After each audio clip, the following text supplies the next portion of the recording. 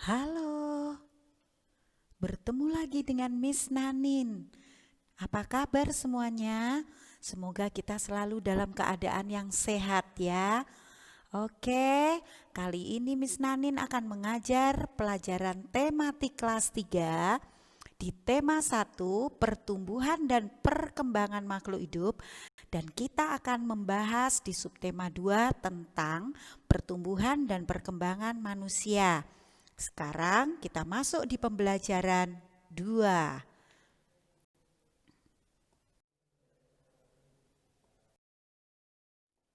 Ini adalah panduan kompetensi dasar yang akan kita pelajari pada pertemuan kali ini.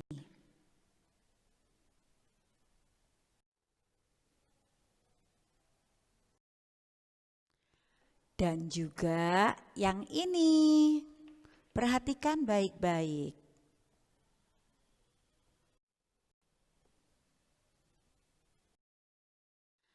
Dan ini adalah indikator yang berkaitan dengan kegiatan-kegiatan yang akan kita lakukan pada pertemuan kali ini. Yang pertama, kita akan mengidentifikasi istilah-istilah dan menulis pertumbuhan dan perkembangan diri.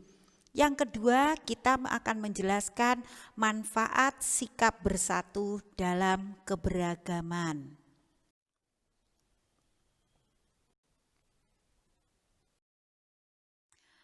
Yuk kita mulai sekarang. Oke, siap ya. Perhatikan gambar yang Miss Nanin tampilkan. Lihat, itu adalah anak yang sedang bertumbuh. Mereka terlihat ceria bermain bersama teman-temannya. Nah, bagaimana dengan kalian? Kemarin di pertemuan sebelumnya Miss Nanin sudah memberikan tugas untuk mewawancarai orang tuamu tentang pertumbuhan dan perkembanganmu. Apakah kalian sudah melakukannya? Nah, kalau sudah, bagaimana hasil wawancaranya?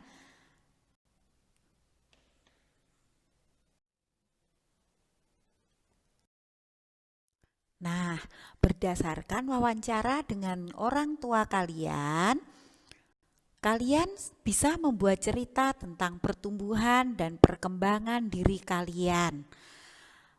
Pertumbuhan dan perkembangan anak itu diawali ketika masih bayi, kemudian dia bisa tengkurap, kemudian bisa duduk, bisa merangkak, bisa berdiri, bisa berjalan, bisa berlari, bisa berbicara, kemudian bisa membaca, menulis, berhitung, dan seterusnya.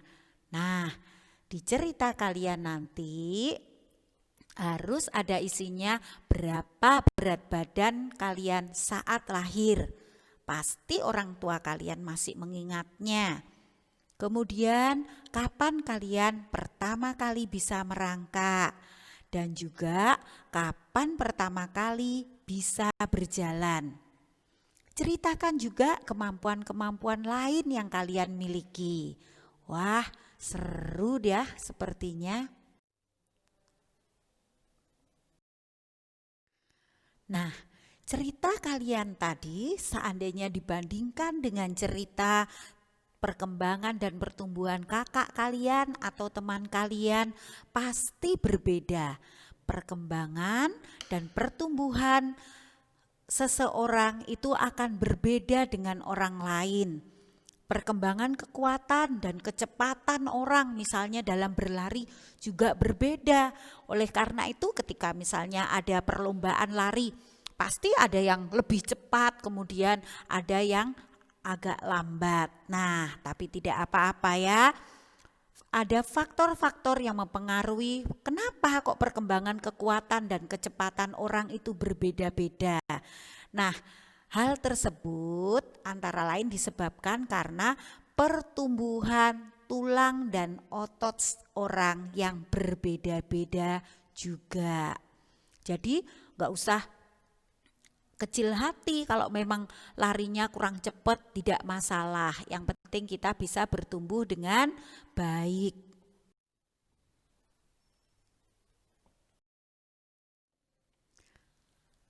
Nah, perhatikan anak itu. Tidak sama bukan? Anak itu berbeda-beda, tetapi mereka tetap ceria dan hidup rukun.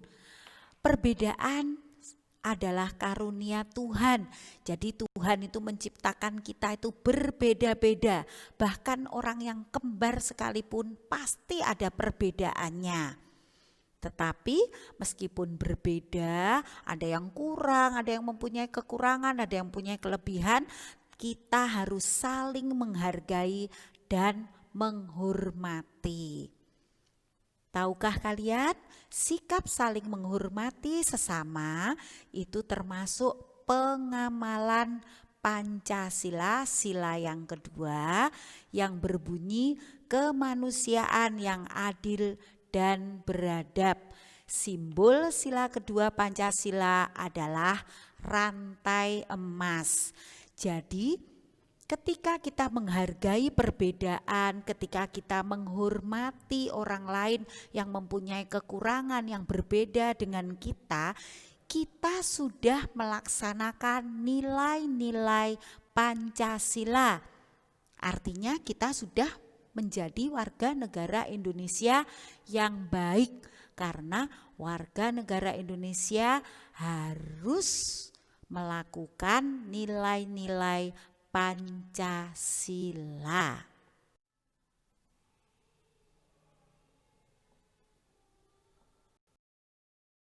Nah, itu adalah burung Garuda Pancasila dan gambar rantai ada di dalam perisainya.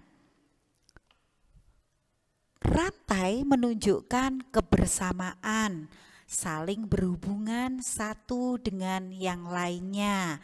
Simbol rantai menunjukkan bahwa bangsa Indonesia sangat menjunjung tinggi nilai-nilai kemanusiaan. Jadi saling bergandengan tangan, saling menghormati, saling menyayangi, dan memperlakukan manusia yang lain dengan baik. Tidak boleh menghina, tidak boleh menyiksa, tetapi harus saling menghargai dan menghormati serta saling menyayangi. Apakah kalian sudah melakukannya dalam kehidupan sehari-hari?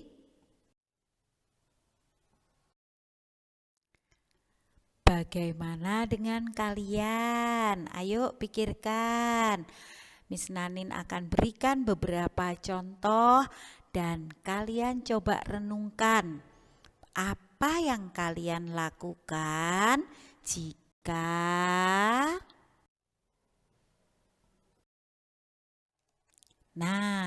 lihat di gambar itu. Apa yang akan kalian lakukan jika kalian melihat teman yang kesulitan mengambil benda di atas tempat yang lebih tinggi? Jadi dia tidak nyampe, mau ngambil barang itu tidak nyampe. Sikap apa yang kalian lakukan? Coba dipikirkan ya. Betul sekali.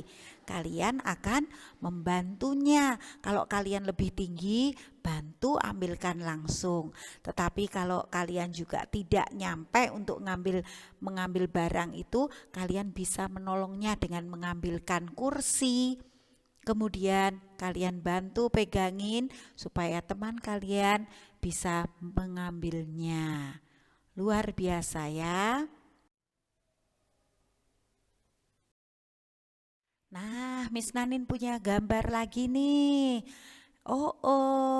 Bayangkan nih kalian mempunyai teman yang dalam kondisi, dalam keadaan seperti ini. Dia kesulitan membawa barang bawaan. Mungkin barang bawaannya terlalu berat dan banyak. Mungkin bukan hanya teman, tapi bisa ibu kalian atau teman kalian atau guru kalian. Nah, apa yang akan kalian lakukan? Bagaimana ya sikap dan respon kalian melihat teman yang kesulitan membawa barang bawaan? Ya, hebat sekali. Kalian juga akan membantunya. Kalian bantu bawakan sebagian barangnya sehingga teman kalian akan berkurang kesulitannya. Tidak perlu diejek, tidak perlu dimarahin, tapi ayo kita bantu dengan senang hati. Kalian sudah menjadi teman yang luar biasa.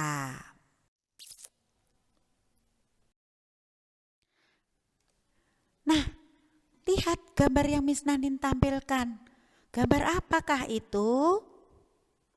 Oh iya, ternyata itu ada anak-anak yang sedang berlatih menari. Tetapi salah satu anak ada yang mengalami kesulitan mengikuti gerakan tarian. Sikap apa yang akan kalian lakukan?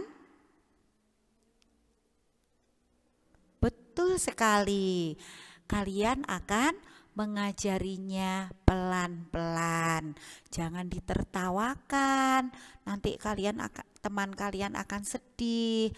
Nah, tetapi ayo ajarin temanmu dengan penuh kesabaran sehingga temanmu bisa mengikuti gerakan tarian dengan baik. Melalui contoh-contoh sikap yang Miss Nanin berikan tadi, kita sudah melakukan sikap yang sesuai dengan sila kedua Pancasila, yaitu kita menghargai dan menghormati orang lain. Kita menghargai perbedaan di antara teman-teman kita. Ayo lakukan contoh-contoh sikap menghargai yang lainnya juga ya. Nah, sekarang Miss Nanin punya tugas ya buat kalian. Tugas kalian adalah menulis pengalaman kalian bersikap menghargai atau menghormati perbedaan yang sesuai dengan sila kedua Pancasila. Pasti kalian pernah melakukannya. Tugas kalian boleh ditulis tangan ataupun diketik. Kemudian harus ada minimal 10 kalimat. Cerita berisi tentang sikap menghormati, menghargai perbedaan sesuai dengan sila kedua Pancasila dengan cerita yang lainnya. Kemudian perhatikan juga penulisan huruf kapital atau huruf besar yang benar. Ingat, di awal kalimat kalian harus menggunakan huruf besar. Nama orang, nama negara, nama tempat juga diawali dengan huruf besar.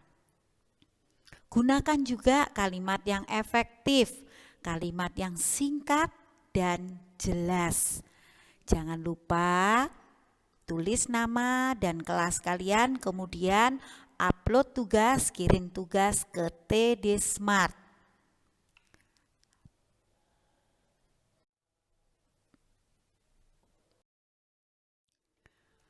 Oke, terima kasih ya sudah belajar bersama Miss Nanin hari ini. Apabila ada hal-hal yang belum kalian pahami, kalian bisa menanyakannya kepada guru kalian atau kepada orang tua kalian. Salam sehat, terima kasih. God bless you.